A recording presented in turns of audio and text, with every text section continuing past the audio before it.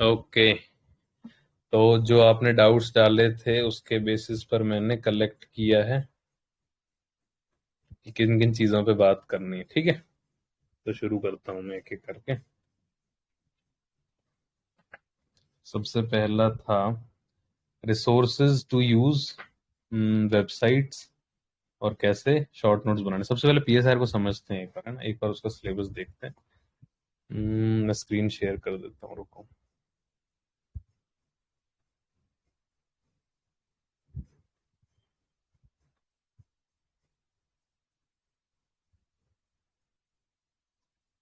System settings में access grant करना कर दो।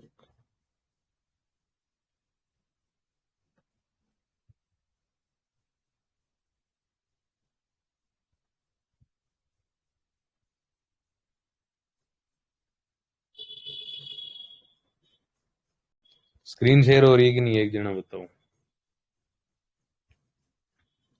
व्रत भाई को कर देता हूँ अनम्यूट, आप बताते रहना दादा।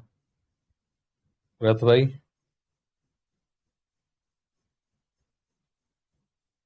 स्क्रीन हो रही है शेयर? चैट में ही लिख दो कोई यस। ठीक है, ठीक है, ठीक है, ठीक है। अब एक बार सिलेबस देखते हैं, ठीक है। मैं आपको थोड़ा समझाना चाहता हूँ कुछ चीज़ें।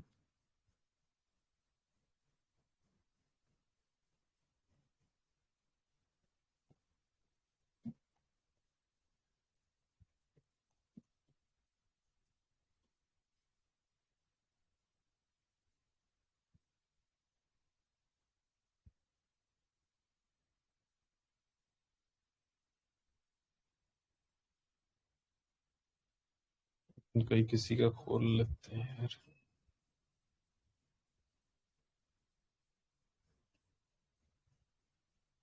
पेपर वन पार्ट ए ही है, ठीक है। एक बार वापस पूछ लेता हूँ, दिख रही है कि नहीं स्क्रीन। अब वापस एक बार बताओ, सिलेबस दिख रहा है कि नहीं? यस विजिबल, ठीक है। अब देखो, पेपर ए जो है पूरा थ्योरेटिकल है, हर ऑप्शनल का थ्योरेटिकल ही होता है, ठीक है। ब्लर है वीडियो सर, स्क्रीन शेयर वाला दिख रहा है कि नहीं साहब, एक बार बताऊं। Yes, PSR for this mains will be discussed. No sir, नहीं दिख रहा क्या स्क्रीन?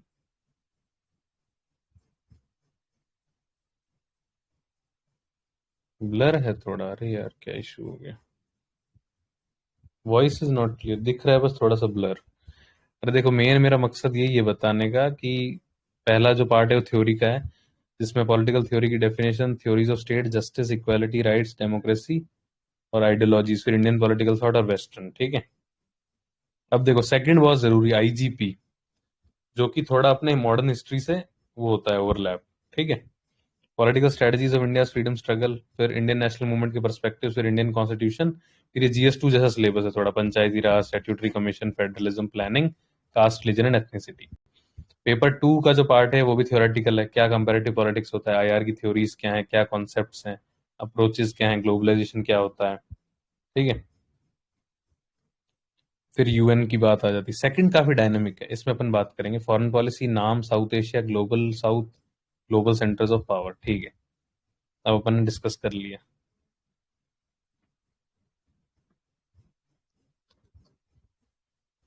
अब सबसे जरूरी बात मैं करता हूँ, एक एक बार स्क्रीन शेयर रोक देते हैं। देखो, सबसे पहले बात करते हैं रिसोर्सेज की, ठीक है। चैट में बताते रहना कोई भी इशू आए तो। देखो यार, रिसोर्सेज का ऐसा है कि अगर आपने कहीं से फाउंडेशन लिया है तो वो आपका बेसिक रिसोर्स बन गया, ठीक है। और मान लो किसी ने एमए की है पॉलिटिकल साइंस में, तो वो उसका रिसोर्स बन सकता है। पहला रिसोर्स क्या है? जो आपने कोचिंग की, फाउंडेशन की, कहीं से भी, शुभ्रा मैम से की हो, चौबे सर से की है, राजेश मिश्रा सर से, जहां से भी की, ठीक है। वो आपका बेसिक प्रिपेयर हो गया। मान लो आप एमए पॉलिटिकल साइंस कर रहे थे और आपने साथ साथ में कहीं से पोस्टल कॉरेस्पॉन्डेंस नोट्स मंगा लिए, पढ़ लिया, उत्कर्ष सर के ब्लॉग से पढ़ लिया, ठीक है। तो वो आपके रिसोर्सेज हो गए बेसिक, जिससे बेस नोट्स बन जाएंगे, वैल्यू एडिशन वगैरह नहीं।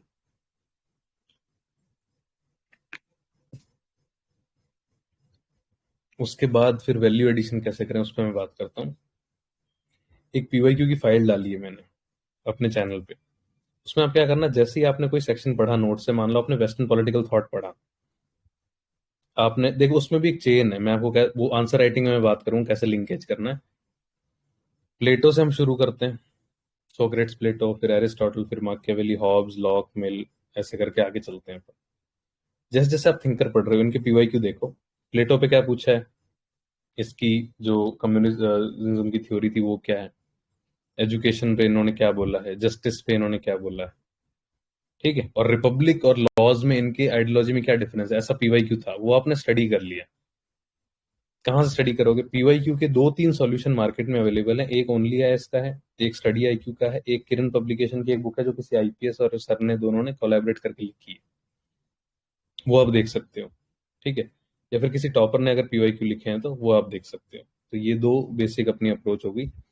जैसे टॉपिक पढ़ा, प्लेटो पढ़ लिया पूरा इंट्रोडक्शन से, पैटर्न क्या होना चाहिए किसी भी थिंकर को पढ़ने का, नोट्स में दे रखा है, इंट्रोडक्शन, उसका लाइफ स्केच, फिर आप देखोगे उसने क्या क्या चीजें दी, इनिशियली वो क्या सोचते थे, क्या क्या थ्योरीज उन्होंने दी, लेटर लाइफ में कैसे उनके व्यूज चेंज हुए। जैसा देखोगे मिल, मार्क्स और प्लेटो, इन सब के लेटर लाइफ में व्यूज थोड़े चेंज हो जाते हैं, तो ये चीज भी समझनी बहुत जरूरी है। तो वैल्यू एडिशन कैसे हुआ, एक तो बेसिक नोट्स पढ़ लिए, ठीक है, उसके ऊपर आपने पीवाईक्यू देख लिया, फिर भी मान लो आपको लग रहा है कम है कंटेंट, मैंने एक बुक लिस्ट डाली है चैनल पे, ठीक है, सुब्रता चक्रवर्ती वगैरह वाली जो किताब है, वो सिर्फ थिंकर्स की है, डब्ल्यूपीटी के थिंकर्स की है, और इंडियन थिंकर्स की एक बुक आती है, विकास सर की किसी की है, मतलब कोई प्रोफेसर है उनकी। वहां से आप एक्स्ट्रा क्रिटिक ले लो, जैसे आप देखोगे कि हॉब्स के क्रिटिक आपको बहुत कम मिलते हैं, प्लेटो के क्रिटिक कम मिलते हैं किसी एक थ्योरी के, माकियावेली की कोई पर्टिकुलर थ्योरी है जैसे सिविक वर्च्यू है, या फिर उन्होंने पेट्रियोटिज्म पे या फिर रिलीजन पे क्या बोला है, उसमें कोई क्रिटिक है या फिर कोई थ्योरी है, तो वो ऐसी डिटेल्ड बुक जो है, उसमें अभी तो कहाँ पड़ी होगी, मैं देखता हूँ भाई, और रखी हुई नहीं तो मैं आपको बताता। 30-40 पेज उसमें हर थिंकर पे दे रखे हैं, वो आप डिटेल स्टडी कर सकते हो। एक और रिसोर्स जो इंपॉर्टेंट है वो है इग्नू के नोट्स। अब पूरा हल्ला हो रखा था डिस्कशन ग्रुप पे, कौन से इग्नू के नोट्स, अरे भाई देखो, एमए पॉलिटिकल साइंस इग्नू लिखोगे तो MPS00 करके एक कोर्स आता है, जिसमें 2 साल के पीडीएफ्स हैं, जो मैंने कुछ तो डाल रखे हैं अपने चैनल पे, राइट्स पे क्या बोला है, डेमोक्रेसी पे। इग्नू के नोट्स की एक अच्छी बात है, वो इवोल्यूशनरी फेज में नोट्स बन रखे हैं। जैसे डेमोक्रेसी कॉन्सेप्ट उठाएंगे, पहले स्टडी करेंगे ग्रीक सिटी स्टेट्स में क्या था, फिर सोशल कॉन्ट्रैक्ट आया, फिर लिबरल थ्योरी आई, फिर अभी डेमोक्रेसी जो इंडिया फॉलो कर रहा है वो क्या है, थोड़ा मिक्स्ड मॉडल है ना। तो जो अपन बोलते हैं क्लासिक लिबरल्स नहीं है, जो थोड़े नए वाले जो लिबरल्स जो वेलफेयर को भी सपोर्ट करते हैं, तो ऐसे नोट्स अच्छे दे रखे हैं उन्होंने, समराइज कर रखा है उसको अच्छे से, तो वो आपका एक रिसोर्स बन सकता है। बात करते हैं पेपर 2 की, और 1B की भी बात करूं, करंट को कैसे आपको फॉलो करना है और कैसे उसे रिसोर्स बनाना है। वेबसाइट्स का एक क्वेश्चन था, मैं देख लेता हूँ एक बार डायरी में। वेबसाइट्स है ना, इंडियन एक्सप्रेस में आर्टिकल आते हैं 3-4 थिंकर्स के, हैप्पीमैन जेकब के, सी राजमोहन के, स्टैनली जॉन के, MK नारायणन के, इनको आपको फॉलो करना है क्योंकि ये लिखते हैं IR पे, ये लिखते हैं कि स्टेट पे, ठीक है। आशुतोष वार्ष्णी हो गए और योगेंद्र यादव जी हो गए, ये 1B के लिए बहुत अच्छे थिंकर्स हैं, है ना। जैसे मुझे याद है जब सब कैटेगराइजेशन वाला इशू चल रहा था तो सुधा पाई का एक आर्टिकल आया था कि वी डोंट नीड रिजर्वेशन करके, ऐसा कुछ था, तो वो आप ऐड कर सकते हो 1B में, नया कोट हो गया वो आपके लिए, एक नया पर्सपेक्टिव हो गया। और 1B में आप करंट कैसे डालोगे, एक टॉपिक है ना, caste, religion and ethnicity in Indian politics, caste में क्या क्या नए डेवलपमेंट्स हो रहे हैं, सब कैटेगराइजेशन और कास्टिजाइजेशन ऑफ पॉलिटिक्स में आपको पता है नए नए अलायंसेस बढ़ रहे हैं, जैसे पिछड़ा दलित अल्पसंख्यक यूपी में बना था PDA, वो चीजें आपको इंटीग्रेट करनी है अपने आंसर में, नए जो ट्रेंड्स हैं, पुराने कब तक घिसोगे आप, ठीक है। साउथ में द्रविड़ जो मॉडल है डेवलपमेंट का, वो representation of political party, ideologies, coalition वहां पे आ जाएगा। तो सबसे पहले सिलेबस को एक टेबल पे आपने चिपकाया, सारे पॉइंटर्स के हिसाब से आपने रिसोर्सेज को फॉलो किया, चाहे आपने फाउंडेशन किया, चाहे पोस्टल कॉरेस्पॉन्डेंस के नोट्स लिए, चाहे MA की बुक्स थी, चाहे इग्नू के नोट्स थे, या फिर स्टैंडर्ड बुक्स थी, या किसी टॉपर के आपने रेफर की। ये बेसिक रिसोर्स मैंने आपको बता दिया जो हर बिगिनर के लिए इंपॉर्टेंट है। एक बार और चैट में देख लेता हूँ, कोई इस पर डाउट या क्वेश्चन होगा तो। उत्तर द्विवेदी सर के, आर यू रिकॉर्डिंग, कर रहा हूँ रिकॉर्ड तो, टेंशन मतलब। हाँ रथ भाई, आप भी साथ में आंसर करते ना, रथ भाई के 250 थे तो ये भी थोड़ा बहुत बता सकते हैं, ठीक है। ठीक है, बताता हूँ। देख, उत्कर्ष सर के नोट्स उन लोगों के लिए हैं जिनको एक फ्रेमवर्क चाहिए नोट मेकिंग का, या जिनका प्री हो जाता है और उन्हें आइडिया नहीं है कि मैं अब नोट्स कैसे बनाऊं मेंस के लिए, क्योंकि मेरे प्रॉपर नोट्स हैं नहीं अभी, सब बिखरे हुए हैं। तो उत्कर्ष सर के थोड़े पुराने हो गए, पर क्योंकि वो डिजिटल है तो हेल्प करते हैं। एक आयुष शर्मा है, एयर 98, उनकी एवर नोट की एक लिंक है, मैं डालने की ट्राई करूंगा। स्वाति शर्मा एयर 17 के नोट्स हैं हैंड रिटन, वो डाल रखे हैं चैनल पे उन्होंने। उनको कैसे यूज करना है, कोई चीज में आपको पर्सपेक्टिव नहीं मिल रहा, या फिर मतलब आपको पता नहीं चल रहा कैसे अप्रोच करूं। मान लो इक्वालिटी का टॉपिक है, क्या पढ़ूं इसमें, क्या पढ़ोगे, इक्वालिटी क्या होती है, इक्वालिटी और फ्रीडम में क्या क्या रिलेशन है, ये डायरेक्ट सिलेबस में दे रखा है। इक्वालिटी के अलग अलग क्या मीनिंग्स दिए थिंकर्स ने, तो ये उस नोट्स में एक ऑर्डर्ड फॉर्म में आपको मिल जाता है। तो आपको आइडिया मिल जाता है कैसे अप्रोच करना है किसी टॉपिक, या क्विक रिवीजन के लिए मान लो, जल्दी जल्दी देखना हो देख ली। बाकी ज्यादा यूटिलिटी नहीं है। जो लोग मेरे से पूछ रहे थे 2B के लिए सर के पुराने हो गए, सही बात है, तो आप करंट डेवलपमेंट फॉलो करो ना। 2B के स्टैटिक नोट्स कहाँ से बनाओगे, GS2 IR आपने जहां से पढ़ा है, स्टैटिक तो वो प्रिपेयर हो गया, फिर उसके ऊपर आपको क्या लेयर यूज करनी है, कोई कोट इकट्ठा करना है, डेटा इकट्ठा करना है, डायमेंशन इकट्ठी करनी है। एग्जाम्पल देता हूँ, एग्जाम्पल रुको एक और वापस शेयर करूंगा स्क्रीन, बता देना सही हो रही है कि नहीं।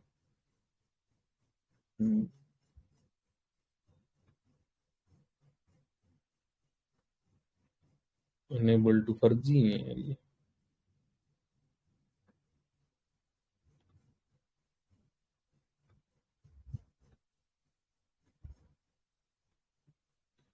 हो रही है कि नहीं, एक बार जरत भाई बोल देंगे, चैट में देख लेता हूँ।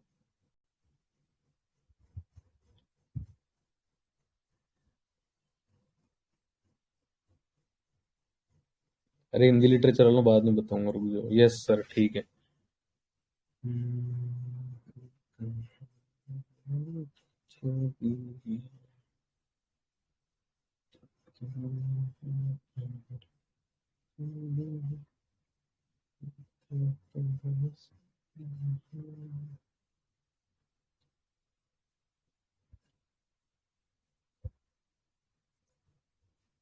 हो रहा है। आईपीटी का कौन सा बुक, मैं डाल दूंगा सारी लिंक्स, एक बार मैंने जो ऊपर बुक लिस्ट डाली वही पढ़ लेना, पर वो सिर्फ WPT के लिए है। आईपीटी की मैं एक बुक डाल दूंगा। दिख रहा है कि नहीं ये बताओ पहले, PDF।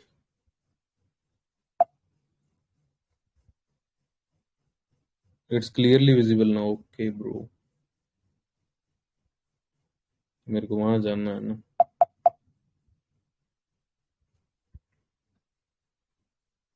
सीधा IR के आंसर पे चलते हैं।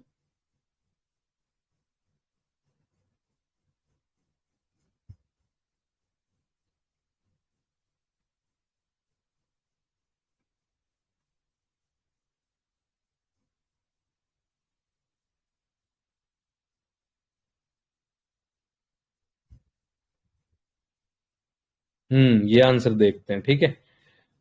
क्वेश्चन है, comment on the conception of India's emergence as a Vishwamitra. अब देखो समझो इसको, क्वेश्चन क्या पूछ रहा है, भारत के विश्वमित्र के रूप में उभरने की अवधारणा पर टिप्पणी कीजिए।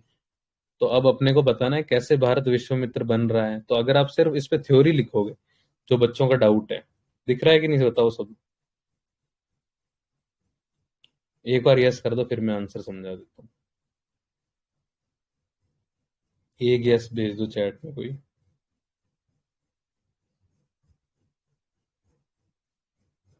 एक भी यस नहीं आ रहा है। दिख रहा है कि नहीं बता दो बस। Yes sir. ओके सुनो, अब देखो इसे लिंक कैसे करना, दो तीन चीजें इसमें बताऊंगा, कैसे लिंक करते हैं दूसरे पार्ट से पेपर के, और कैसे एक ही पैराग्राफ को आप डेंस बनाते हो अलग अलग डायमेंशंस खोल के। विश्वमित्र पूछा है, मुझे पता है भारत सबकी हेल्प करता है, पर भारत विश्वमित्र कैसे, ये हम इंडियन फॉरेन पॉलिसी जो पहला पॉइंटर है 2B सिलेबस का, उसमें पढ़ते हैं कि क्या क्या फिलोसॉफिकल बैकिंग्स हैं इसकी। वेदों में, उपनिषदों में, हर जगह लिखा है भारत विश्वमित्र, पर कैसे। सबसे पहले औरोबिंदो जी ने इसे हाईलाइट किया था, ये की फीचर है ना। ये देखो मैंने क्या लिखा है, पहले इंट्रो लिखा मैंने कि IFB has been driven by civilisational values. ये बहुत जरूरी है। जब हम पढ़ेंगे determinants of Indian foreign policy, उसमें हम पढ़ते हैं कि civilisational values also drive Indian foreign policy. चाहे वो विश्वमित्र हो, चाहे वो विश्व गुरु हो, चाहे वो सर्वभवन्तु सुखीन हो। उससे मैंने शुरू किया। अब देखो 1A से मैंने लिंक कर दिया, औरोबिंदो घोष ने थ्योरी दी थी कि कॉस्मोपॉलिटन वर्ल्ड हमें बनाना है। वो कब बनेगा? क्योंकि इंडिया एक विश्व मित्र है, और यूनिवर्सल स्पिरिट जो है उसमें इंडिया कैसे मैनिफेस्ट कर रहा है? सबकी दोस्ती करवा के। तो Aurobindo Ghosh highlighted this is the key feature of Indian nation. अब देखो मैंने एग्जांपल लिखे, India has been the first responder. कहाँ? Dost Turkey, operation Dost Turkey, operation Maitri Nepal earthquake. और ग्लोबल वेलफेयर के लिए अपने स्वार्थ को उसने त्याग दिया। कैसे? वैक्सीन मैत्री में। अब देखो, आप पूछ रहे थे करंट कैसे इंटीग्रेट करें। छोटे छोटे जो एग्जांपल्स हैं GS2 के भी जो होते हैं, वो आपको लिंक करके रखने हैं। पहले विश्व मित्र के कुछ इकट्ठे कर लो, विश्व गुरु के कुछ इकट्ठे कर लो, कुछ सर्वभवंतु सुखीन के इकट्ठे कर लो। अब आगे मैंने क्या लिखा? Not only this, not only this, India as a true friend has been helpful vulnerable friends. कैसे? Small island development, island resilience वाला, पिपिक वाला। ठीक है, एक ही पैरा में मैंने तीन चार चीजें लिख दी, एम्बुलेंस, जयपुर फुट हॉस्पिटल, जो जो सारी चीजें दी, कॉमा लगा लगा के जितने हो सके। देखो लोग क्या सोचते हैं 2B में कि हम तो सिर्फ थिंकर लिख देंगे, यूएस में एशले टेलिस सुहासनी हदर लिख देंगे, श्रीलंका में दो तीन लिख देंगे, रशिया में ये M के नारायणन और ये लिख देंगे, सी राजमोहन लिख देंगे। ऐसे नहीं होता यार। जब तक आप उस चीज को एक्सप्लेन नहीं करोगे कि वो कैसे कॉन्सेप्ट काम कर रहा है, उसके एग्जाम्पल नहीं दोगे, फिर थिंकर की एक ओवरलैपिंग करते हो आप। तो dumping of scholars versus arguments वाले डिबेट में मैं बात करूंगा ये। और अब देखो कैसे इंडिया अफ्रीकन कॉन्टिनेंट में भी एक्टिव है, कितनी असिस्टेंस दी है। आरोग्य भारती, ई विद्या भारती, एक ही पैराग्राफ में कितने सारे मैंने देखो एग्जांपल लिखे हैं ना उस चीज के। तो ये आपको सीखना पड़ेगा, खासकर 2B की आंसरिंग के लिए। चाहे ये बायलेटरल का भी क्वेश्चन होता, इंडिया यूएस का अगर क्वेश्चन होता, तो आप इंट्रो में कोई भी एक थिंकर का लिखो, चाहे वो डेविड क्लुक्स हो या फिर वो एस्ले जे टेलिस, किसी का भी लिख दो। फिर बताओ, एक पैरा सिर्फ डिफेंस का बनाओ, उसमें लिखो चारों फाउंडेशनल एग्रीमेंट्स लिखो, फिर S-400 में जो हमें एग्जाम्पशन दिया था वो लिखो, फिर जो नए हमें चीजें मिली है जैसे MQ-9 भी रीपर है ना, वो सारी चीज आनी चाहिए। आप सोचते हो कि यार ये PSR थोड़ी है तो GS2 IR हो रहा है, नहीं, डायमेंशन को एक्सप्लेन करना जरूरी है। फिर देखो लास्ट में कॉस्मोपॉलिटन स्पिरिट लिख के अपन ने कंक्लूड कर दिया। थोड़ा सा इसको वापस अपन स्क्रीन को वो कर देते हैं, returning to group call, stop. ठीक है, कहाँ से कहाँ पहुंच गए अपन। मैं बात कर रहा था कैसे यूज करना है करंट को 2B में। इकट्ठा करते रहो, जो मैंने आपको स्ट्रेटजी बताई। टेलीग्राम चैनल बनाओ, उसमें डालो चीजें सारी। एक बार और बता देता हूँ, रुको, वापस शेयर करनी पड़ेगी।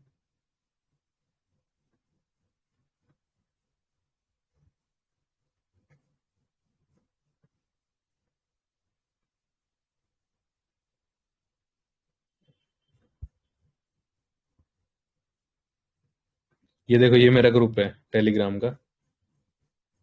इसमें देखो मैंने हर एक ग्रुप बना रखे हैं, IR पार्ट भी, इसमें मैंने सारी चीजें लिख रखी है।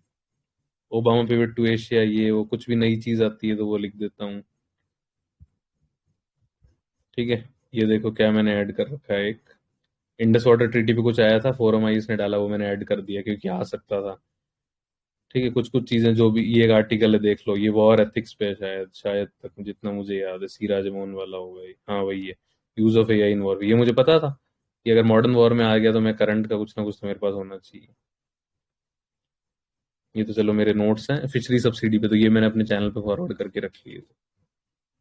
ऐसे ग्रुप बना लो यार। 1B का देखो, ये स्टेट पार्टी के लिए क्या चाहिए, क्योंकि पूछा है डायरेक्ट 10 मार्कर में पूछ लें कि स्टेट पार्टी के लिए क्या कंडीशन चाहिए, मैंने फॉरवर्ड कर लिया क्योंकि न्यूज में भी चल रहा था। JP का 15 पॉइंट प्रोग्राम क्या है, इंपॉर्टेंट टॉपिक्स कौन से आ सकते हैं, सब कैटेगराइजेशन डिबेट। ये देखो, ये मैंने न्यूज़पेपर की समरी बनाई थी। सब कैटेगरी, युगेंद्र यादव सपोर्ट में बोल रहे हैं, ठीक है, शुभजीत नास्कर अपोज कर रही है, ये सारी चीजें इकट्ठा करके रखी थी मैंने। ये देखो, ये है वसुधा बाई का आर्टिकल जो मैं आपको बोल रहा था ना, सब कैटेगराइजेशन पे।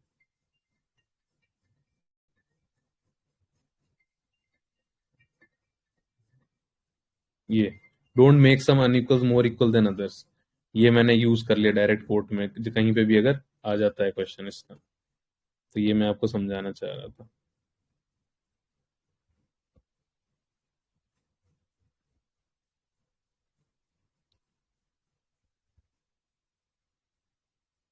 ठीक है, चीजें हो रही है कुछ क्लियर। रिसोर्सेज और वेबसाइट का तो हो गया ना लगभग। सत्यम गांधी सर के नोट्स आर हेल्पफुल, मैंने चेक नहीं किया, मैंने देखे नहीं उनके PSR के, मैं कमेंट नहीं कर सकता, सॉरी। आप में से कोई यहाँ पोस्ट कर देना, मैं देख लूंगा। अगला डाउट देखता हूँ, वो कॉपी में से।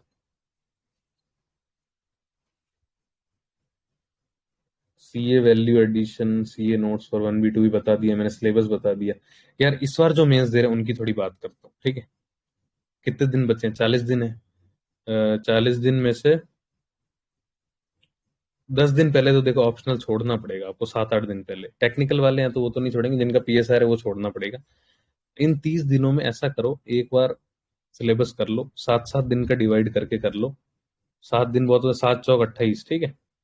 मतलब जीएस पढ़ना है 6-7 घंटे, तो 2-3 घंटे में ऑप्शनल का एक एक टॉपिक उठा लो। 7-7 8-8 9-9 टॉपिक है हर सिलेबस के, उसमें एक टॉपिक रोज का उठाओ। जो आपने अभी तक आंसर लिखे हैं कॉपी के वो देखो, पीवाईक्यू साथ में रखो। मैंने क्या किया था, पीवाईक्यू का प्रिंट कराया था, जो फाइल मैंने डाली है ना, उसमें मैंने हर पीवाईक्यू पे अपना इंट्रो, कंक्लूजन और डायमेंशन लिख दिए थे शॉर्ट में। वो मैंने क्या किया, जब पीएसआर था मेरा 4 दिन का गैप, तो वो मैं पढ़ता था उस टाइम, कि इंडिया यूएस आएगा तो ऐसे स्टार्ट करूंगा, इंडिया इसराइल आएगा तो ऐसे एंड करूंगा, ये डायमेंशन होने चाहिए। सार्क आ गया, साउथ एशिया आ गया तो ये करूंगा, इंडिया की फॉरेन पॉलिसी के डिटर्मिनेंट्स आ गए तो 7 पैराग्राफ लिखूंगा। विश्व मित्र लिखूंगा, विश्व गुरु लिखूंगा, ग्लोबल साउथ का लीडर लिखूंगा, इंडो पैसिफिक लिखूंगा, रीचिंग द न्यू फ्रंटियर्स लिखूंगा, है ना। मैंने पहले से डिवाइड कर लिया था, क्योंकि पीवाई की रिपीट की बहुत ज्यादा टेंडेंसी। तो जिनके 40 दिन हैं, 10 दिन तो आप हटा लो, 7 चौक 28, 30 दिन में आपको रिवीजन करना है एक बार। उसमें एक एक सेक्शन की आप आंसर राइटिंग भी थोड़ी बहुत कर सकते हो, ब्रेनस्टॉर्म कर लो।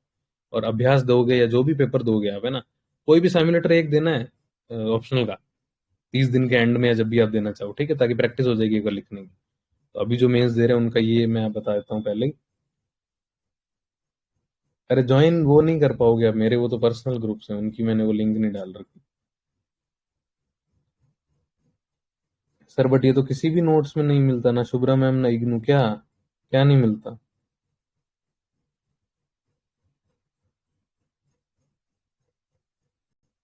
रेडिकल ह्यूमनिज्म बहुत फर्जी टॉपिक है, मैं भी मानता हूँ।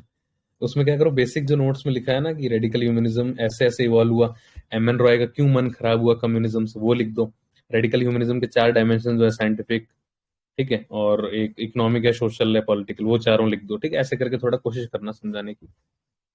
मैं मानता हूँ, देखो कुछ टॉपिक्स पीएसआर में ऐसे हैं जिन पे ज्यादा कंटेंट नहीं है और बहुत ही डाइसी हैं, उनको छोड़ना ही ठीक। अरे आंसर राइटिंग बता दूंगा, those things are not available. अरे कौन सी चीजें हैं, आईआर वाला दिखा है वो कहीं नहीं मिलता। अरे तो खुद इकट्ठा करना है, जीएस 2 में नहीं पढ़ रहे, अखबार में नहीं पढ़ते हो ऑपरेशन दोस्त हो रहा है तुर्की में, नेपाल में ऑपरेशन मैत्री है, वैक्सीन मैत्री हमने किया है। उसके लिए मैं आपको 3-4 चीजें बता रहा हूँ, इंडियन एक्सप्रेस के आर्टिकल्स, ओआरएफ की वेबसाइट पे जो भी आपके सिलेबस से रिलेटेड आर्टिकल होते हैं, दो। ये गुरा गुब्बारे छूट गई तो क्या है मैक में सही में। तीसरा, द प्रिंट, शेखर गुप्ता वाला यूट्यूब पे, जो जो आईआर के टॉपिक का एनालिसिस है देखो। पॉलिटिक्स का एनालिसिस है, पार्टी वगैरह का, वो देखना है आपको।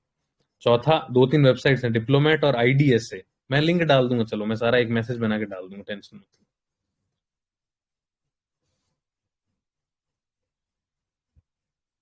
गुड यार राठी भाई, ऐसे समझा दो लोगों को, पीयूष भाई आप, लोगों को समझ ही नहीं आती ना चीज कुछ। चलो, नोट मेकिंग की बात करता हूँ। देखो नोट्स मेकिंग में क्या इशू है, फाउंडेशन गए आप, कोर्स किया आपने, ठीक है। उसके बाद आपने नोट्स बनाए जो बहुत बल्कि होंगे, हर सेक्शन के 250-300 पेज के नोट्स होते हैं। उसको आप जब रिवाइज करते हो, मैं आपको नोट्स दिखाता हूँ तो, अपने जो मैंने फर्स्ट आइट्रेशन में बनाए थे जब मैंने बुक्स पढ़ी थी। तो टाइम तो लगेगा, टाइम तो नहीं लगना चाहिए, इधर ही पड़े थे।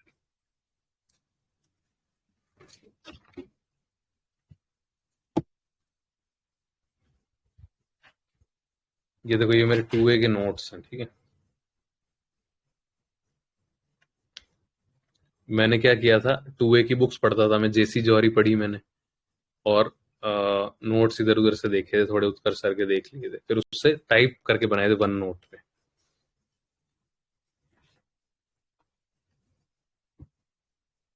ठीक है, ऐसे टॉपिक डाल के पूरा।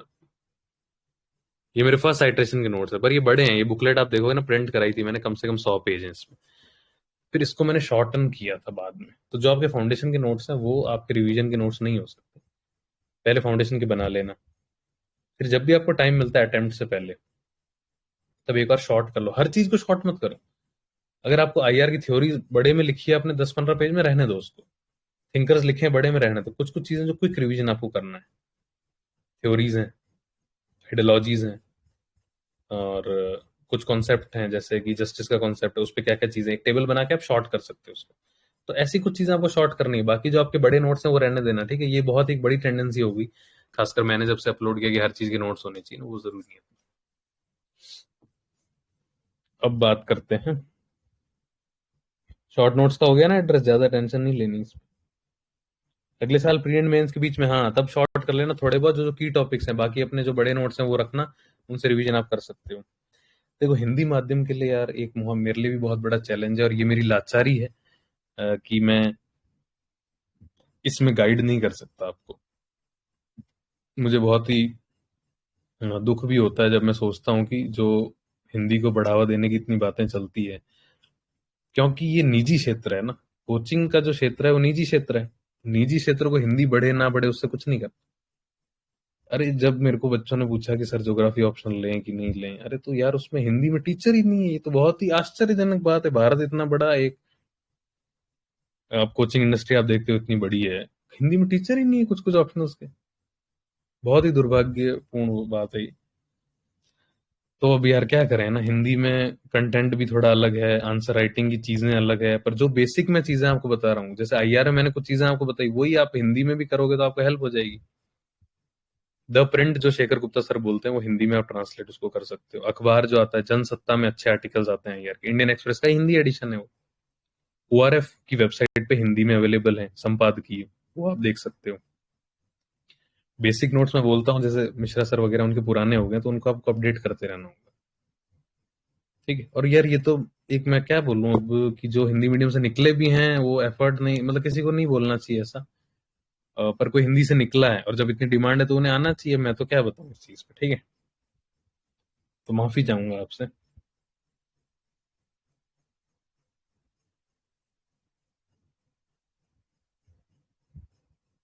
अब मैं ज्यादा क्वेश्चन नहीं देखूंगा, नहीं तो भटक जाएंगे, तो बीच बीच में देखूंगा। मैं अगला टॉपिक उठाता हूँ, आंसर राइटिंग कैसे करनी है। अपन ने क्या बात की अभी तक, क्या रिसोर्सेज आपके होने चाहिए, कैसे नोट्स बनाने हैं।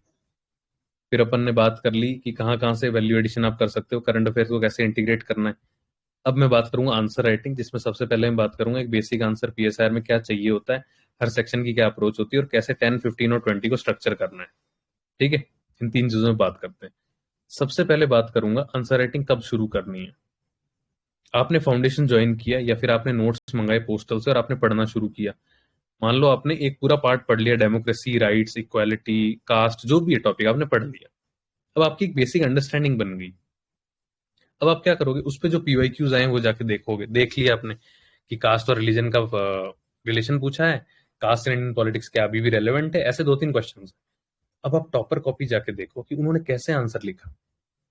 1A में आंसर कैसे लिखते हैं, थिंकर का इंट्रो डालते हैं, फिर उस कॉन्सेप्ट को समझाते हैं, फिर थोड़ा कंटेंट लिखते हैं, फिर क्रिटिक लिखते हैं, फिर कंक्लूजन। ICCC की अप्रोच होती है, ICCC, intro, concept, critic, conclusion, ठीक है। बताता हूँ, ठीक है, 2 मिनट रुको बस। स्क्रीन तो शेयर चल ही रही है।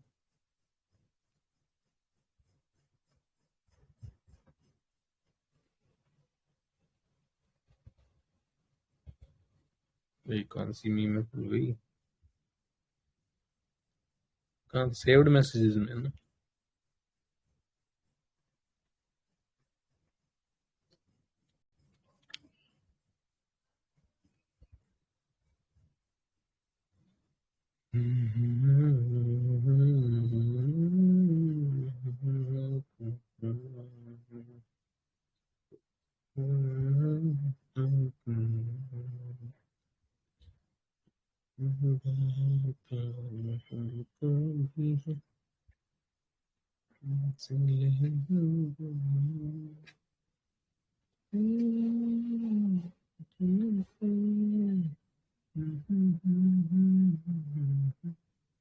थिंकर ही लगाता हूँ कोई।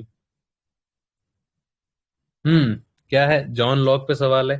पूर्ण स्वतंत्रता और समानता की स्थिति के रूप में प्राकृतिक अवस्था, state of nature is a state of total freedom and equality. क्या करोगे आप, जॉन लॉक की बात है, इंट्रो उसी पे होना चाहिए। जॉन लॉक को उदारवाद का पिता कहा जाता है और उन्होंने अपने राजनीतिक विचार दिए थे अपनी किताब टू ट्रीटाइसेस में, लिख दिया आपने।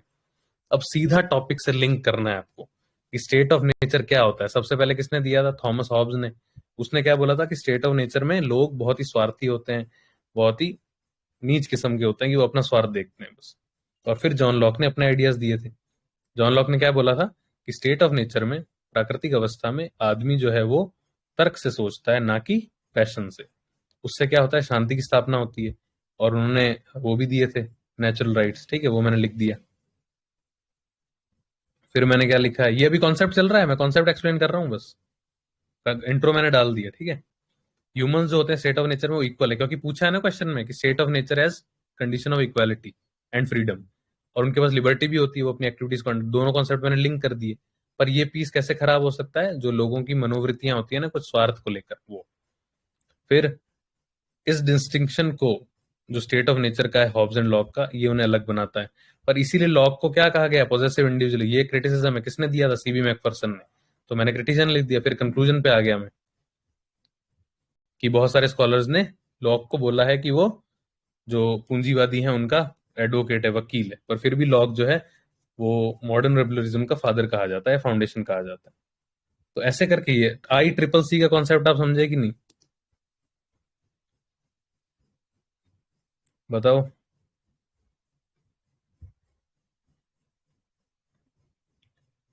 कोई बोलत ही नहीं। बताओ भाई, चैट में लिख रहे हो क्या? ICCC का कॉन्सेप्ट समझे कि नहीं? यस प्रशांत भाई। अरे हाँ, बता रहा हूँ 3000 पेज गया ना, रुक जाओ। यार विमलोक तिवारी हैं हिंदी से, रवि सर हैं, पर वो वापस मेंस लिख रहे हैं यार। मैं कोशिश करता हूँ यार, क्या करूँ, ठीक है, कोशिश करता हूँ। इंग्लिश में ले लोगे पर उस हिसाब से पढ़ना पड़ेगा ना। पहले ये बताओ, ICCC समझ आया कि नहीं? समझा नहीं सर? यार बेसिक है, इंट्रो लिखोगे पहले, फिर कॉन्सेप्ट को समझाओगे जो भी उस थिंकर ने दिया है, फिर उसका क्रिटिसिज्म लिखोगे, फिर कंक्लूजन लिखोगे। सिंपल है, ठीक है। एथिक्स की बात मत करो यार बीच में, भी PSR का चल रहा है। ठीक है, पहली मैंने चीज आपको समझा दी, कब आंसर राइटिंग करनी है, कैसे अप्रोच करनी है, और हर सेक्शन की क्या अप्रोच होनी चाहिए। वैसे ही क्या है, 2B में करंट आना चाहिए, 1B में भी थोड़ा बहुत करंट आना चाहिए, और थिंकर्स भी आपको डालने हैं। इसके बाद एक डाउट आता है कि स्कॉलर्स को डंप करने की टेंडेंसी हो गई, कि हम बस स्कॉलर छांट के चले जाते हैं, आर्ग्यूमेंट नहीं देते। क्या होता है स्कॉलर्स को डंप करना, और क्या होता है आर्ग्यूमेंट? देखो, जब भी आंसर लिखो तो याद रखो, पहले उस कॉन्सेप्ट को समझाओ, फिर एक पासिंग रेफरेंस दो थिंकर का बस। अपना जो आंसर है या पैरा है वो उसी से शुरू नहीं करना थिंकर से, पहले आप क्या समझे वो थोड़ा बताओ। एग्जाम्पल लेते हैं। औरोबिंदो घोष ने बोला था कि नेशनलिज्म जो है वो कोई एक, नेशन जो है वो कोई एक जमीन का टुकड़ा नहीं होता, वो लाखों और करोड़ों लोगों की आत्मा की शक्ति से बना होता है। तो पहले आप इसे बताओ, समझाओ कि नेशनलिज्म जो है वो एक फेथ है, हर आदमी कंट्रीब्यूट कर सकता है अपने तरीके में, जैसा कि औरोबिंदो घोष जी ने कहा था। ऐसे कर पासिंग रेफरेंस देना है।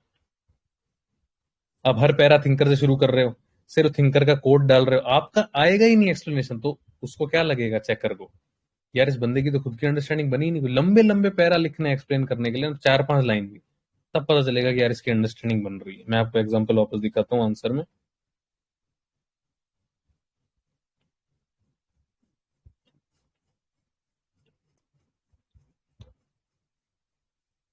टॉपर कॉपी कहाँ से देखें यार, सब PSR वालों ने अपने चैनल पे डाल रखी है, मैंने अपनी डाल रखी है, दमनप्रीत अरोड़ा का चैनल बन रखा है, मैं लिंक डाल दूंगा, हर्षिता गोयल का बन रखा है। वहां जाके देखो, ये फर्जी सवाल पूछते हैं ना कि इंडिया का कैपिटल क्या है, कैसे देखें, वो तो आपको मिल जाएगा यार, कॉपीज हर जगह पड़ी है। मैं समझाता हूँ, माइंड ब्लैंक हो रहा है तेरे को। पहले ये बता रहा हूँ मैं, डंप वर्सेस क्या होता है। डंप नहीं करना आपको, क्या करना है ये देखो, समझाते हैं अभी, ठीक है। TH ग्रीन ने क्या बोला था? राज्य का कार्य अच्छे जीवन में आने वाली बाधाओं को बाधित करना है। तो पहले मैंने इंट्रो तो सेट कर ही रखा था कि लिबरल थ्योरी की बात करनी है, तो उसके लिए सर आंसर क्यों नहीं देते यार, ये मेरी बहन। कैसे दूं आंसर? PSR का सेशन चल रहा है, रुक जाओ यार, बाकी के डाउट्स अलग से करेंगे, पहले सुन लो ये। तो सबसे पहले मैंने लिखा था, positive liberal like TH green, Kant and JS mill state को एक वर्च्यू मानते हैं।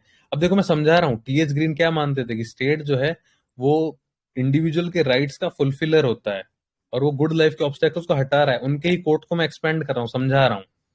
ऐसा तो नहीं है कि जो उन्होंने चीज लिखी मैं उसी को रिपीट कर दूं वापस। अब देखो, फिर मैंने लिखा कि ऐसा क्यों करता है स्टेट, क्योंकि उसका मेन फंक्शन है कि जो भी राइट्स दिए गए हैं सोसाइटी द्वारा उसको फॉलो करना है। अब देखो मैंने लिंक कैसे किया 1B से, मैंने डीपीएसपी की बात कर दी। फिर मैंने क्या लिखा है, एच जे लास्की ने क्या बोला था, स्टेट एक मॉरल फोर्स है जो कि इंडिविजुअल के एस्पिरेशन को फुलफिल करता है। तो मैंने थिंकर लिखा है और उसको एक्सप्लेन भी किया कि उन्होंने क्या बोला, सिर्फ ऐसा नहीं कि डबल कोट करके उनकी एक दो कीवर्ड लिख दी। ये देखो डीपीएसपी पार्ट 4 लिखा है मैंने फंडामेंटल, ये 1B का टॉपिक है, पर इसको मैंने लिंक किया क्यों, क्योंकि वेलफेयर स्टेट, इंडिया एक वेलफेयर स्टेट है और जो टीएच ग्रीन बोलता था वही सेम मॉडल इंडिया फॉलो करता है। फिर बस कंक्लूड कर दिया, कोविड-19 का एग्जांपल डाल दिया मैंने, देख लो कि इंडिया में जो भी आदमी के रास्ते में बाधाएं आती है उसे सरकार हटाने की कोशिश करती है, जैसा कि कोविड-19 में किया गया था। समझ रहे हो? ये समझे कि नहीं आप बताओ? तो स्कॉलर्स डंप वर्सेस आर्ग्यूमेंट्स की एंडलेस डिबेट है, पर थोड़ा बहुत आपको समझना चाहिए पीएसआर कितना टफ है। यार देखो, मन होना चाहिए आपका। जब मैंने सोचा था मैं मैथ्स नहीं लूंगा और पीएसआर लूंगा, तब सबसे पहले मैंने आईआर की वजह से मैं इसमें आया था। फिर मैंने जब 1A पढ़ा, थ्योरी मुझे बहुत इंटरेस्टिंग लगी, तो मैंने सोचा यार ये तो अच्छी चीज है, इवोल्यूशनरी। देखो चीजों को समझने की कोशिश करो यार, आज भी बच्चे क्या रटते हैं, एथिक्स में भी पीएसआर में भी। समझो ना कैसे इवॉल्व हुई ये चीजें। सबसे पहले डेमोक्रेसी क्या थी, फिर हॉब्स ने उसे सोशल कॉन्ट्रैक्ट बना के छोड़ दिया, लॉक ने उसकी डेफिनेशन को एक्सपैंड किया, ठीक है। फिर मार्क्स ने बोला कि जो डेमोक्रेसी ये तो पूंजीवादियों का आधार बन रही है, फिर उसको तोड़ने के लिए और लोग आए। ग्रामशी ने बोला नहीं नहीं, जो मार्क्स ने सोचा था उसमें ये गलतियां थी। फिर हैना एरेंट ने बोला कि डेमोक्रेसी और सब सही है, पर जब तक सिटीजन जागृत नहीं होंगे वैसे तब तक कैसे बात बनेगी। तब जून पॉलिटिकन का उन्होंने कॉन्सेप्ट दिया। चीजों को कनेक्ट करो यार, उसको एब्जॉर्ब करना पड़ेगा। तो इसीलिए बोलते हैं कि इंटरेस्ट होना चाहिए ऑप्शनल में। जो टॉपर ज्ञान देते हैं ना कि हम तो प्री मेंस के बीच में पहली बार ऑप्शनल लिया, 40 दिन में पढ़ के टॉप कर गए, अपने रिस्क पे ही उनकी एडवाइस फॉलो कीजिएगा, ठीक है। तो ये मैंने आपको बता दिया। अब देखो ये मैं ओपन ही रख रहा हूँ, नहीं ओपन नहीं रखते, चलो एक बार वापस आता हूँ चैट पे, आप लोगों को एक बार देख लें तब। ये क्या फर्जी वर्ड है क्या? हाँ, समझ गए आंसर राइटिंग कब करनी है, कैसे स्ट्रक्चर करना है, स्कॉलर्स डंप क्या होता है और आर्ग्यूमेंट्स लिखने क्या होता है। इंट्रो कंक्लूजन पहले से डिसाइड करने पड़ते हैं, उसके बारे में मैं बताऊंगा। अब बात करते हैं 10, 15 और 20 मार्कर की, कैसे स्ट्रक्चर करना है तीनों टाइप के क्वेश्चंस को। जो इस बार मेंस दे रहे हैं ध्यान से सुनना। शॉटगन, राइफल और स्नाइपर, तीन अप्रोच होती है। शॉटगन मतलब हाथ तो हाथ शूट, आपको ट्रिगर दबाना है और एकदम फायर हो जाएगी गोली, ये 10 मार्कर की अप्रोच है। मैंने आपको लॉक वाले क्वेश्चन में क्या दिखाया कि जैसे ही मैंने इंट्रो लिखा, मैं अगले ही पैरा से शुरू कर दिया मैंने स्टेट ऑफ नेचर की डेफिनेशन। एकदम डिमांड पे कूदना पड़ेगा आपको, नहीं तो सोचेगा वो एग्जामिनर की यार ये तो इधर उधर की बात कर रहा है, दो ही पन्ने दिए इसको, उसमें भी इधर उधर की बात कर रहा है। Direct jump to the demand और ICCC का कॉन्सेप्ट फॉलो करो। ये 1A के लिए, ठीक है। मैं 1B 2A 2B सबका बताऊंगा, रुक जाओ। 2A में भी सेम है, 2A भी थ्योरी है। मान लो आपसे पूछ लिया what is idealist theory of foreign policy या रिलेशंस या इंटरनेशनल रिलेशन, तो आप पहले इंट्रो लिखोगे, फिर आप कॉन्सेप्ट को समझाओगे, आइडियलिस्ट किसने दी थी। पहले कांत वगैरह ने इसकी वर्चुअल जो परपेचुअल पीस की बात की थी, फिर उसके बाद वुड्रू विल्सन के 14 पॉइंट थे, है ना। फिर आप उसका क्रिटिज्म लिखोगे कि आइडल्स पीस से तो क्या हो गया, आइडलिज्म से वॉर हो गए थे, है ना। गोल्डन जो एरा था वो खत्म हो गया, रियलिस्ट जो चीजों को इग्नोर किया आपने, नेशनल इंटरेस्ट को इग्नोर किया। फिर आप कंक्लूजन लिखोगे कि नहीं नहीं, आइडलिस्ट अच्छी है, वो अभी लिबरलिज्म का रूप ले चुकी है और हमें अगर पीस डेवलप करना है तो हमें फॉलो करना पड़ेगा उसको। 2A के और 1A की सेम है, 1B और 2B की थोड़ी थोड़ी अलग है, उसकी बात करेंगे। मैं बोल रहा था 10 मार्कर में शॉटगन अप्रोच होनी चाहिए, 15 मार्कर में थोड़ी भूमिका बनाओ पहले। कैसे बनाते हैं अभी बताऊंगा। 20 मार्कर में और ज्यादा भूमिका बनाओ, 1-1.5 पेज उसकी हिस्ट्री पे लिखो, अभी समझाता हूँ। एक मैंने ग्लोबलाइजेशन पे आंसर लिखा था 20 मार्कर, सब देखना इसको ध्यान से प्लीज, जरूरी है। इसमें तो आएगा ही नहीं, ये मैंने PSR 1 खोल रखा है ना, 2 खोलना पड़ेगा। सेव्ड मैसेजेस का ग्लोबलाइजेशन वाला निकालता हूँ।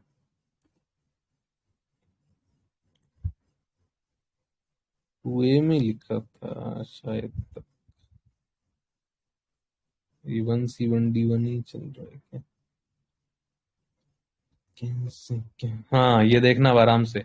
सवाल क्या है, वैश्विक उत्तर और दक्षिण के बीच के भिन्न रुझानों पर ध्यान केंद्रित करते हुए सहस्त्रवाद की शुरुआत से आर्थिक वैश्वीकरण से संबंधित दृष्टिकोण और समाज में एक व्यापक बदलाव आया। There is a big switch. किसमें? इकोनॉमिक ग्लोबलाइजेशन की रेलेवेंस और एटीट्यूड्स को लेकर एक बड़ा बदलाव आया है। क्यों आया है ऐसा? और ग्लोबल नॉर्थ और साउथ में ऐसी क्या चीजें चल रही? अब मुझे पता है सेम चीज जो मैंने आपको एथिक्स में बताई। पहले आइडेंटिफाई करो किस टॉपिक से क्वेश्चन आया है। ग्लोबलाइजेशन से आया है, 20 मार्कर है, भरने कितने हैं? 4 पेज। जो मेन इशू है वो सिर्फ 2 पेज का है, तो वो बीच में आएगा। लास्ट के पेज में इसका अपोजिट व्यू और कंक्लूजन आएगा। तो पहले पेज में भूमिका बनाओ, सिर्फ ग्लोबलाइजेशन की बात करो। देखो मैंने ग्लोबलाइजेशन पे 3-4 इंट्रो बना रखे थे। एक तो shrinking of geography, R Robertson का। एक की पूरी दुनिया ग्लोबल विलेज बन गई, केनेथ ओमाहे का। एक गोल्डन ब्रिजेस बन चुकी हैं, एक किसी का है, ये थॉमस फ्रीडमैन का है किसी का।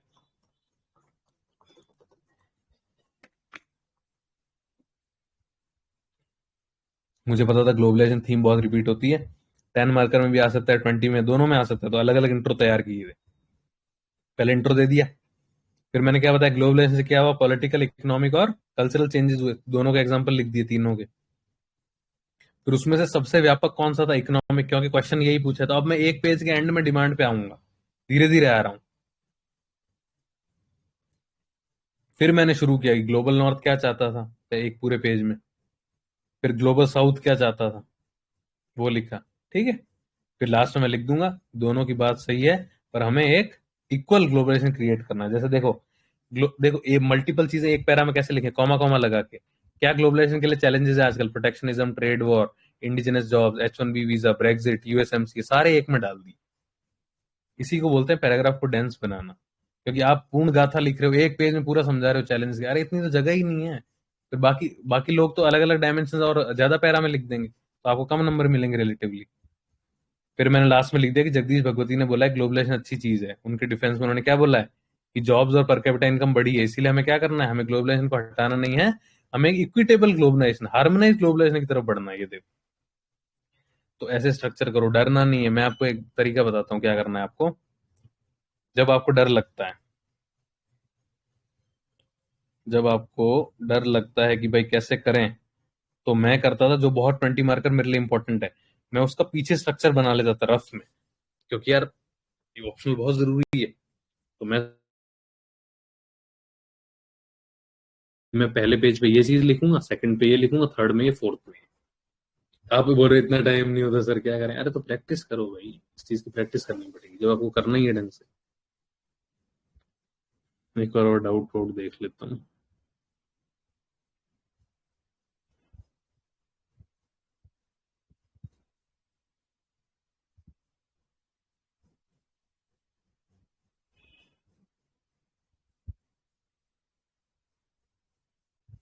मेंस वालों का अधूरा छोड़ के लास्ट 40 डेज बताया ना। आप शायद लेट आए हो, आप पहले देख लेना, ठीक है? तो समझ गए 10, 15 और 20 की अप्रोच। एक बार टॉपर कॉपीज देख के और समझ लेना कैसे लिखना होता है। देखो यार बहुत सिंपल है PSR का, मैं आपको बताता हूँ। हर टॉपिक पे जो जो क्वेश्चन आए उसकी मैपिंग कर लो, फिर उस क्वेश्चन का एक स्ट्रक्चर बना लो पहले से, चाहे खुद का मॉडल आंसर बनाओ इधर उधर से, और उसी को रिवाइज करो बार बार। अब आपको पता है इस फॉर्मेट में लिखना है आपको, समझ रहे हो? और कभी क्वेश्चन एकदम चेंज आ जाता है, डरना नहीं है। आइडेंटिफाई करो किस कॉन्सेप्ट से है, थोड़ा बहुत उसके बारे में लिखो, फिर लिंकेज बनाने की कोशिश करो। ब्रेनस्टॉर्मिंग आंसर लिखने से पहले देखो ये टाइम कब मिलता है आपको, 10 मार्कर में टाइम नहीं मिलेगा, पर 15-20 में सोचना है आप। जब आप चॉइस करते हो क्वेश्चन की पेपर में, दो प्रायोरिटीज होनी चाहिए, या तो आपको 20 मार्कर बहुत अच्छे से आता है, या आपको दोनों 15 मार्कर बहुत अच्छे आते हैं, तो उस क्वेश्चन का वो करना पड़ेगा। क्योंकि life is all about compromises, तो वहां पे कॉम्प्रोमाइज आपको करना पड़ता है। ऐसा नहीं होगा तीनों बहुत तगड़े आएंगे, हो सकता है, तो किस्मत है ना आपकी, हो सकता है।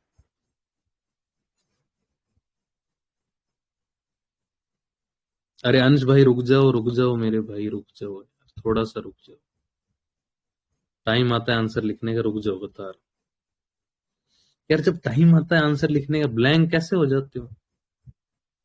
अब आप पढ़ के गए पूरा एक चीज के बारे में, मान लो इंडियन कॉन्स्टिट्यूशन के बारे में, तो आप या तो डरते हो बहुत ज्यादा, आप उस क्वेश्चन को समझ ही नहीं पा रहे हो कि क्या इसकी थीम है।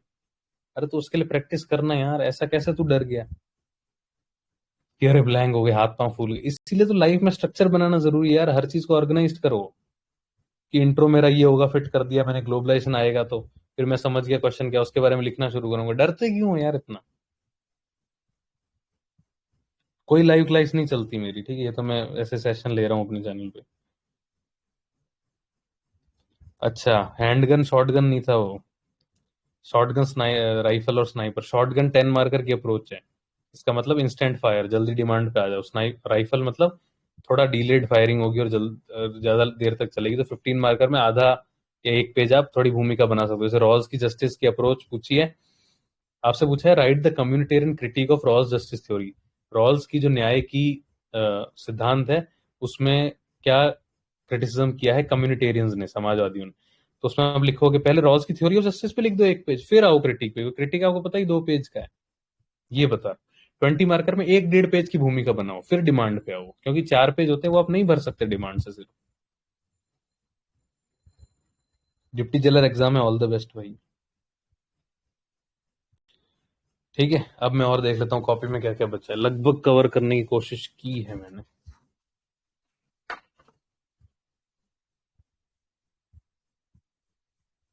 हर सेक्शन की क्या अप्रोच होनी चाहिए। 1B के लिए मैं आपको बताता हूँ, थिंकर्स तो आपको लिखने हैं थोड़े बहुत, पर समझाओ कॉन्सेप्ट को। जैसे कास्ट का क्वेश्चन है, तो बताओ कि कास्ट कैसे इवॉल्व हुई। कोई भी क्वेश्चन होगा जो पर्टिकुलर, 1B का देख लेते हैं चलो एक, ठीक है? और करंट भी इंटीग्रेट करनी है। जैसे इस बार क्वेश्चन आया था कि डेलिबरेटिव डेमोक्रेसी जो है, वो तो 1A में आया था। स्वराज का आया था कि ग्राम स्वराज का सिद्धांत है, उसमें गांधी जी ने क्या क्या दिया। तो पहले गांधी जी की पूरी बात बताई। फिर आप बताओ कि इंडिया पंचायती राज के लिए क्या कर रहा है। हमारा एक पूरा शेड्यूल है उसके लिए। हमने ग्राम सभा जो है ऑर्गेनाइज करवाई है, हम जन सुनवाई करवाते हैं, ई गवर्नेंस के थ्रू हम गांवों को ट्रांसफॉर्म कर रहे हैं। तो ये चीज आपको ऐड करनी है उसमें। आप डरते हो तो GS2 क्या रहे, तो डायमेंशन तो लिखने पड़ेंगे ना मेरे भाई। आप ये सोचते हो कि GS2 अलग है, PS अलग अलग है, मानता हूँ। पर उस चीज को समझाना, फिर कीवर्ड्स यूज करना और थिंकर यूज करना, तब PSI जाके कंप्लीट होता है। पर समझाने का जो पार्ट है वो तो GS2 के साथ ओवरलैप हो रहा है ना।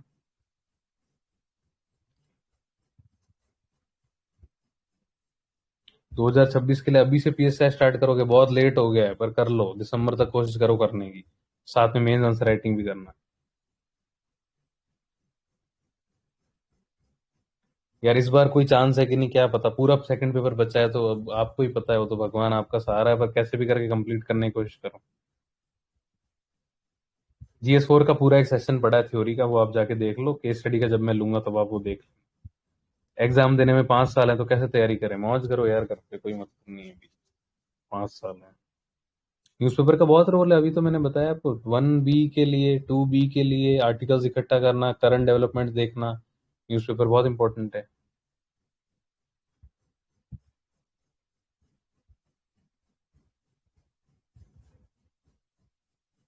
Full time aspirant for all, full time थे यार, कुछ नहीं किया कहीं इधर उधर। बहुत मन में बात आती थी कि कहीं पैसा वैसा कमा लें इधर उधर, पर बहुत एग्जाम भी दिए। अरे बताओ यार, ये गायत्री मैडम, अरे मत कर स्पैम, मैं कर दूंगा यहाँ से ब्लॉक। नहीं तो बताओ क्या डाउट है आप?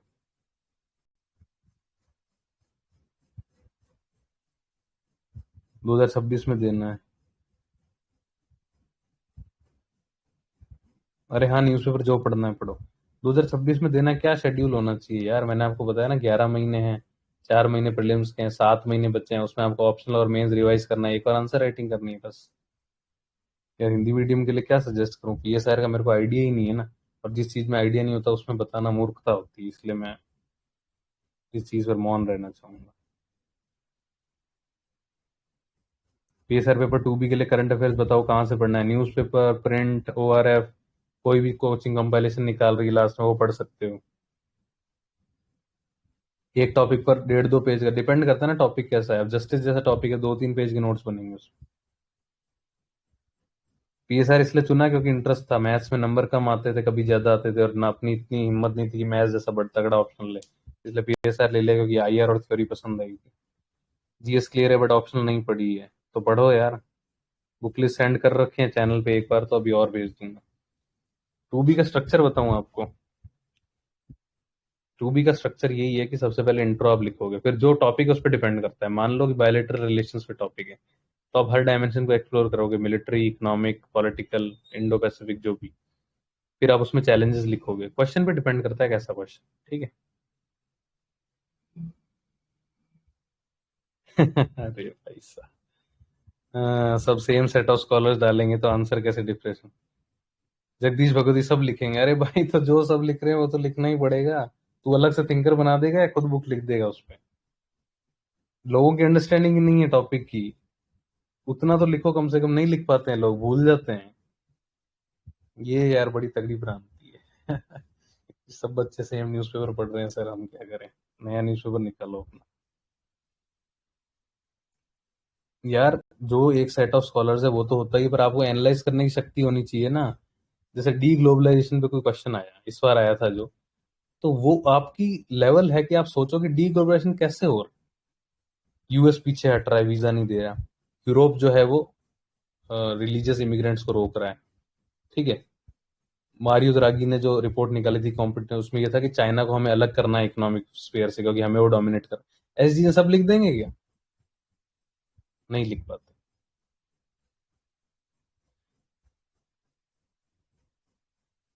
इंडियन पॉलिटिकल थॉट के लिए मैं बता दूंगा ये सब। फिजिक्स कैसी रहेगी? No idea about physics.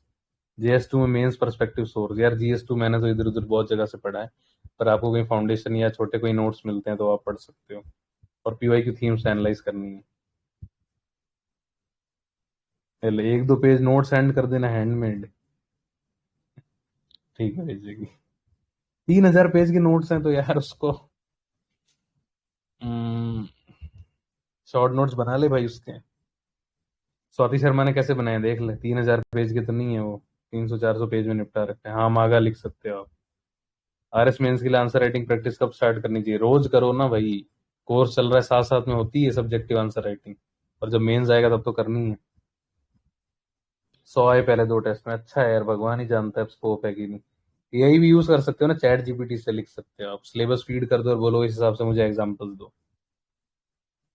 आतिश माथुर का नहीं पता यार, जीएस टू नहीं किया कभी अपन। ठीक है, अब इसको एंड कर देना। पीएसआर वाला बताओ, कोई डाउट हो तो। सिर्फ पीएसआर रिलेटेड कोई अगर आपका डाउट है तो वो बताओ मुझे, बाकी मैं एंड कर रहा हूँ इस सेशन को। अपन ने इसमें फाउंडेशन से लेकर, सोर्सेज से लेकर, website, current affairs, answer writing, structuring, इन सब पे बात की है। मेंस वालों को लास्ट 40 डेज में क्या करना चाहिए, उन चीज़ों पे बात की है। अब इस सेशन को मैं एंड कर देता हूँ, रिकॉर्डिंग इसकी। ठीक है।